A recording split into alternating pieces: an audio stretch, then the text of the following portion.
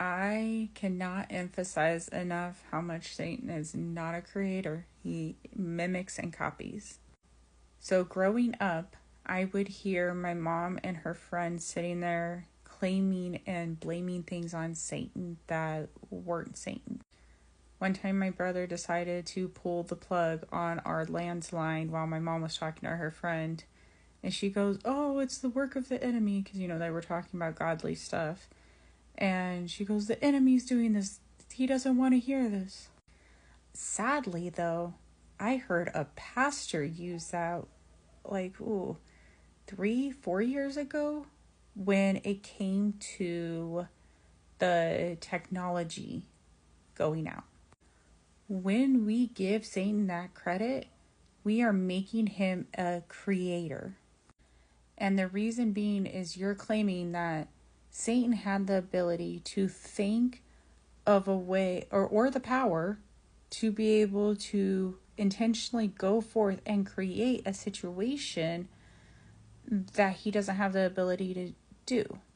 Satan cannot work without a host body or a human agreeing with him and going forth in those plans. He plants a thought in their head and then he puts that plan forth through their body when they agree with him. There's no other way Satan can do it. He has no other power in order to do it. God can do things without us. He can cause things to move, manna to fall from heaven, water to come out of a rock. Satan doesn't have that ability. He's not a creator. So what does Satan do? Satan uses circumstances that are already happening, and then he twists it. He sneaks into your mind and he twists it to cause fear, to cause anxiety, and to start actually having you glorify him as a creator. Oh, it's the work of the devil. You're glorifying him as a creator in that. I'll give you an example for tonight. I usually DoorDash. I work at a school in the morning and I DoorDash at night.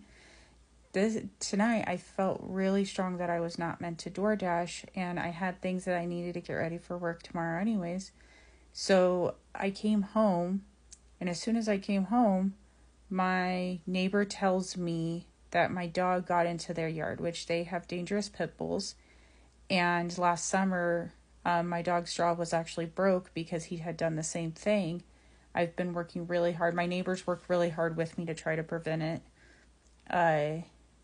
But he got into their yard, and I'm like, oh crud, how'd they do that? So thankfully, their dog was inside the house. Nothing happened, right? I claim God's protection over that one. So I get my dog inside the house into the kennel, go out to check the yard to see where he could have gotten out. My neighbors and I are both checking on both sides of our fence to see what could have happened. And my dog had also gotten into the cabinets that don't close properly in my kitchen, which I've lived here a year and they haven't gotten into those cabinets. Suddenly they choose today to get into those cabinets, make a mess throughout my entire backyard. So I'm picking up the mess in my backyard, and I see these kids run up and try to hide behind my car in my driveway. I asked them what's going on, and they said that someone with a pew-pew was after them. And as they start walking out of my driveway, not running, not acting, no longer in danger, right? Because they weren't truly acting like they were in danger to begin with.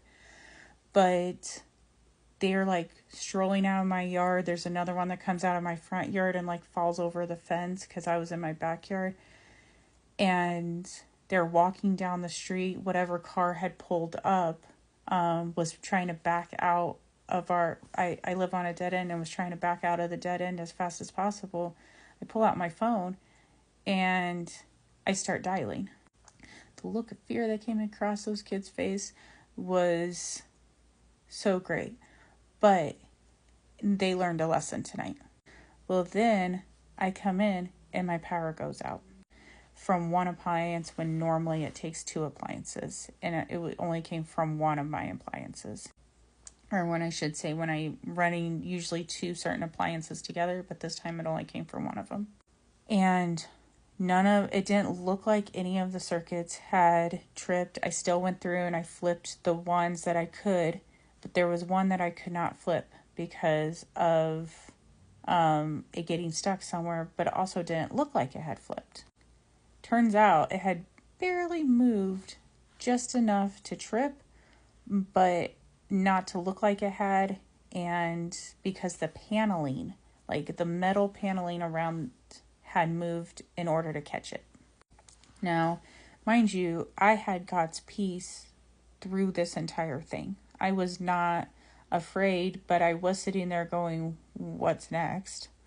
Thinking that how in the past, before I grew in faith, before I knew how to submit to God, before I knew how the enemy moved, that's important.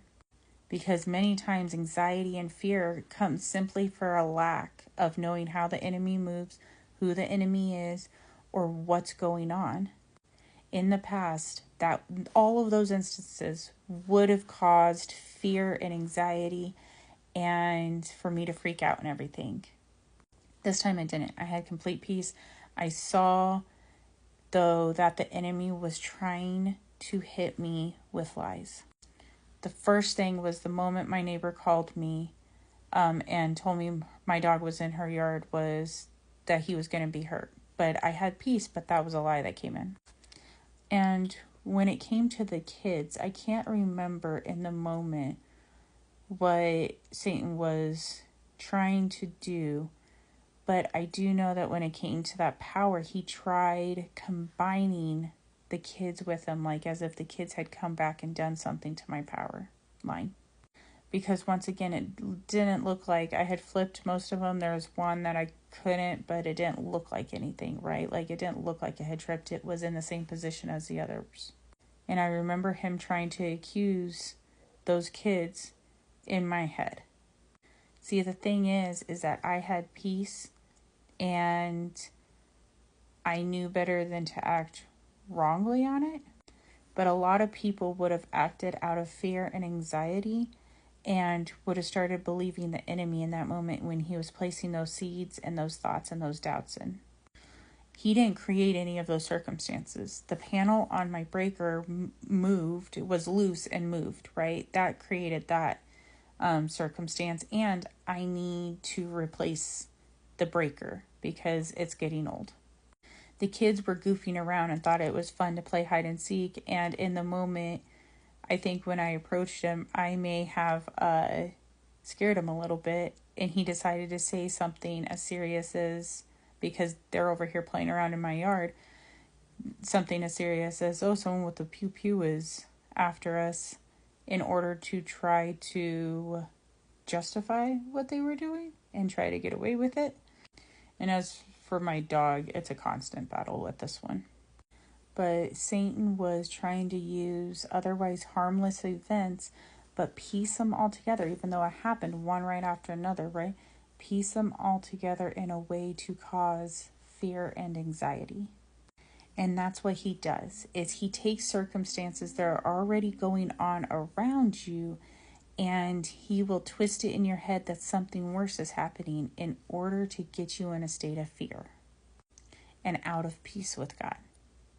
So in every circumstance that goes on, whether it's around your house, whether it's at work, just know that there may be details that is hidden from you that Satan could be using that lack of knowledge in order to cause fear, in order to cause accusations, in order to cause lies, and to have you come up against others because of it.